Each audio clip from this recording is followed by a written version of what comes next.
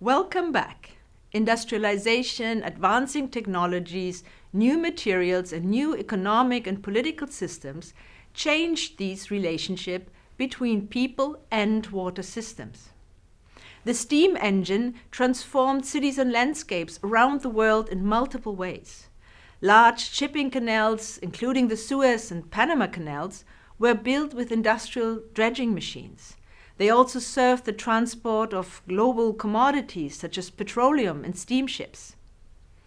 These new waterways effectively reshaped geopolitical systems and led to the construction of new cities, such as Suez City. Local individual water distribution systems gave way to large public systems. Water towers, for example, have come to shape urban skylines through a variety of water towers that use gravity to distribute water or to store it for firefighting or for regulating water pressure, as in the case of the water tower in Chicago, for example. Coal or oil-fueled industrial pump stations, such as the Wouda pumping station, put an end to windmills for draining the Dutch low-lying areas.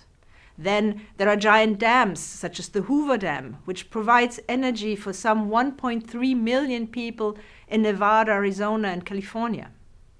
The dam exemplifies the shift from local to centralized energy infrastructures.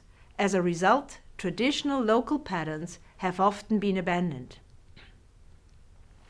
New technologies and larger machines made it possible also to build even bigger defense structures against water.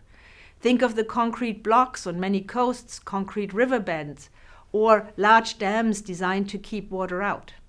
Like our water systems, the spaces, governance systems, and other institutions connected to them have changed.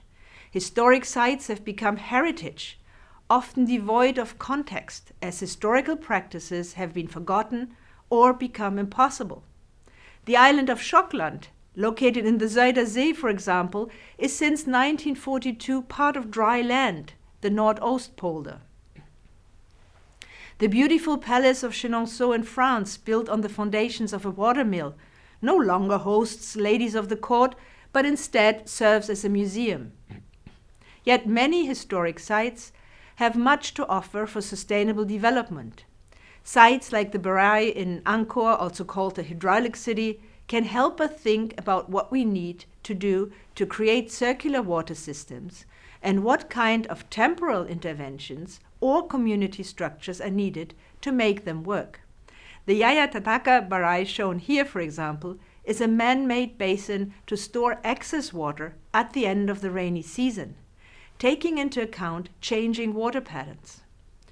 Numerous artifacts, such as aqueducts and cisterns, still exist as reminders of how water systems grew over the centuries, and they are part of our heritage. But heritage is not just about an artifact, a building, or an object that has been preserved, like a watermill or a cistern. Instead, we have to think of water and heritage as a comprehensive system that can provide new insights also for future water and heritage practice. At a time of climate change, sea level rise, extreme flooding, and changing rainwater patterns, we need to return to historic water sites to get a better understanding of how they function and to see if and how they might inspire future practices, or what we shouldn't do.